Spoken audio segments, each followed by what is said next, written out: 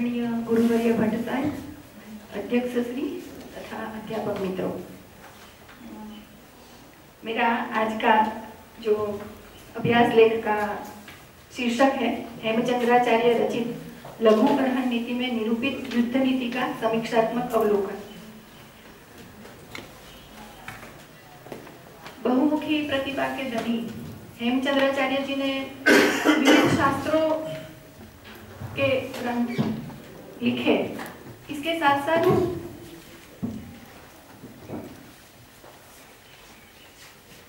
एक कुमारपाल राजा के आग्रह से उन्होंने लघु अरहण नीति नामक नीति शास्त्र ग्रंथ की भी रचना की।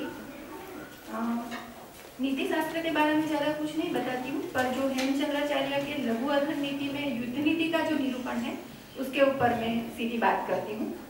नीति शास्त्र की क्या जरूरत है उसके बारे में शुक्र नीति ऐसा कहती है कि सर्वाभीष्टकरं नीति शास्त्रम स्यात् सर्वसम्मतम अत्यावश्यकम नुपस्यापि च सर्वेषां प्रभूयतः। सभी मनुष्यों को सारी मनचाही वस्तु देने वाली यह नीति विद्या है, इसे सभी मानते हैं और राजा के लिए भी इसका ज्ञान बहुत आवश्यक है, क्योंकि राजा सबका स्वामी है। अतः राजा को सदा प्रयास पूर्वक नीति शास्त्र का अनुशीलन करना चाहिए। इसकी जानकारी से अपने राजनीतिक प्रतिद्वंदियों को पराजित कर लोकप्रियता प्राप्त की जा सकती है। धर्मशास्त्र या आचार शास्त्र भी इसी दिशा में कार्य करते हैं। यही नीति शास्त्र की परंपरा में वेद से लेकर श्रुति ग्रंथ और विदुर नीति, शुक्र नीति, कामंडकीय नीति, चाणक्य नीति आदि ग्रंथों का समावेश हुआ है। इसमें जीवन व्यवहार के राजधर्म का भी आलेखन किया है। लघु अरहण नीति जैन परंपरा में रचा हुआ एक राजनीति शास्त्र विषय ग्रंथ है। आचार्य हेमचंद्र ने प्राकृत भाषा में निबद्ध बृहद अरहण नीति नामक ग्रंथ से उद्धृत कर स्वोपज्ञ टीका सहित लघु अरहण नीति नामक ग्रंथ की रचना की है। 918 श्लोक में विरचित लघु अरहण नीति 4 अधिकारों में विभक्त है। उसमें जो द्वितीय अधिकार है वह युद्ध नीति है। इसकी समीक्षा करना यहाँ आज का उपक्रम है। भूमि भूपाल आदि गुण वर्णन नामक अधिकार में राजा के गुण एवं कर्तव्यों का निरूपण कर प्रजा के हित का विचार किया। इसके संबंध में नीति के क्रियान्वय रूप राजा का जो कर्तव्य है उसका कथन इस नीति शास्त्र युद्ध नीति नामक प्रकरण में आचार्य हेमचंद्र ने किया है। आरंभ में ही आचार्य ने राजा को किसी स्थल में जाकर किस रीत से किसके साथ मंत्रणा करनी चाहिए इसका निर्देश दिया है। निर्जन उद्यान में अथवा महल में एकांत में जाकर स्वस्थ तथा दत्तचित होकर राजा द्वारा मंत्रियों के साथ बार बार मंत्रणा करनी चाहिए। नीति का अर्थ देते हुए आचार्य कहते हैं, विचारांतरम नीत्वा राष्ट्रहितम कार्यम, अर्थात परामर्श के पश्चात नीति के द्वारा राजहित का कार्य करना चाहिए। इस नीति के 3 भेद उन्होंने बताए हैं, युद्ध, दंड तथा व्यवहार रूप से नीति का 3 प्रकार की कही गई है। इसमें प्रथम युद्ध नीति को अवसरानुकूल तथा मध्य और अंतिम को निरंतर प्रयोग करना चाहिए।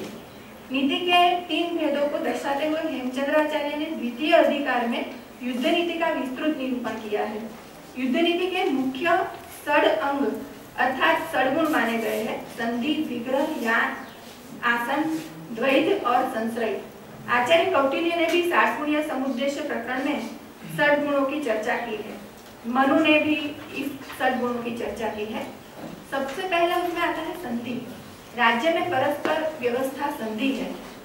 आचार्य कहते हैं कि कुछ शर्तों के साथ परस्पर उपकार के नियमों की व्यवस्था करना संधि है।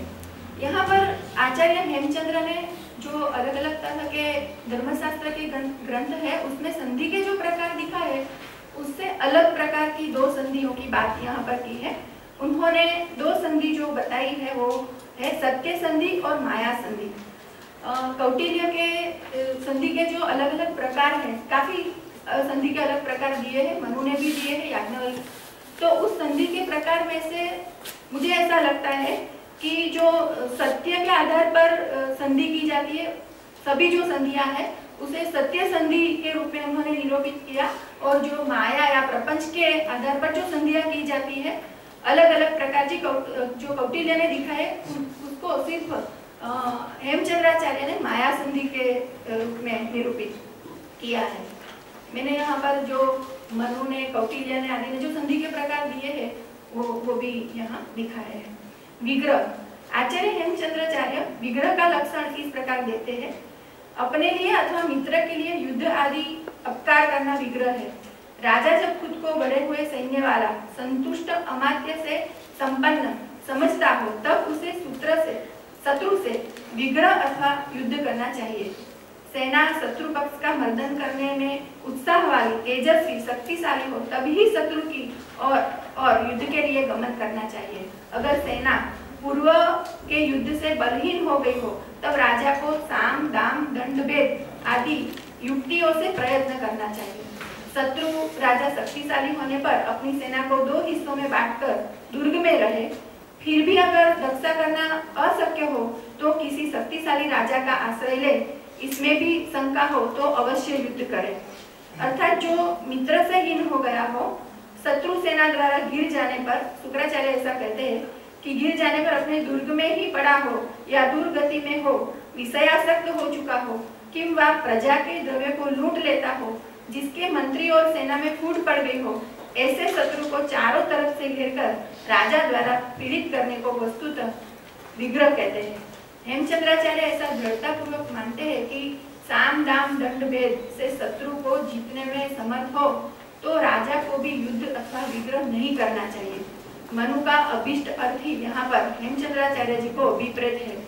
मनु भी कहते हैं कि शत्रु को पहले इन सभी उपायों से अथवा पृथक पृथक ही जीते, युद्ध न करे। याज्ञवल्क्य जी के का भी यही विचार है। उन्होंने कहा कि सामदान दंड और भेद यह 4 शत्रु को वश करने के उपाय है। इनके सुविचार पूर्वक एवं विधिवत प्रयोग करने पर ही सफलता प्राप्त होती है।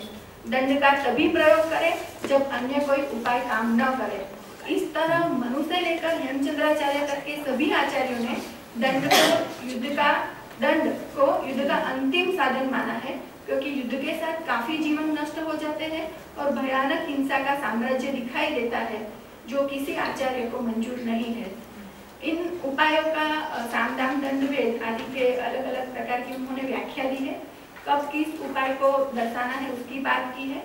किस तरह से युद्ध करे वो क्रमशः उन्होंने बताया है। पहले दूत प्रेषण करे, दूत को भी क्या करना चाहिए, वहां जाकर किस तरह अपनी बात को प्रस्तुत करना चाहिए, मंत्रियों के साथ मंत्रणा करे, राजा युद्ध के लिए प्रस्थान करे, किस समय युद्ध के लिए प्रस्थान करे, उसकी बात बताई है। कौन सा समय युद्ध के लिए प्रस्थान करने के लिए उपयुक्त है उसका भी उन्होंने विवरण किया है। युद्ध में क्या क्या चीज साथ में लेके जाए उनका भी वर्णन किया है, और किस तरह की व्यूह रचना करें उसका भी अलग अलग प्रकार की जो दंड व्यूह, सूची व्यूह, सकटाकार व्यूह आदि जो किस प्रकार से व्यूह रचना करनी चाहिए उसका भी निरूपण उन्होंने किया है। और किस स्थल में किस प्रकार के शस्त्रों का उपयोग करें, किस प्रकार का स्थल हो तो किस प्रकार के शस्त्रों का उपयोग करना चाहिए, इसकी बात भी यहाँ पर आचार्य हेमचंद्राचार्य ने की है। जो मेरा उपसंहार है वो करती हूँ।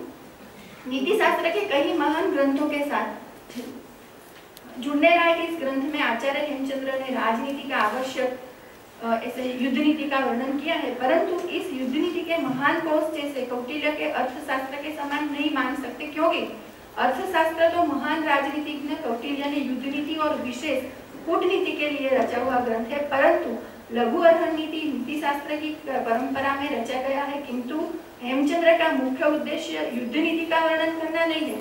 इसके लिए इस ग्रंथ का सर्वाधिक भाग व्यवहार अधिकरण से भरा हुआ है। व्यवहार का निरूपण करना मुख्य उद्देश्य है उनका, फिर भी राजा को यथा योग्य और संतुलित मात्रा में युद्ध के नियम से उन्होंने अवगत किया है।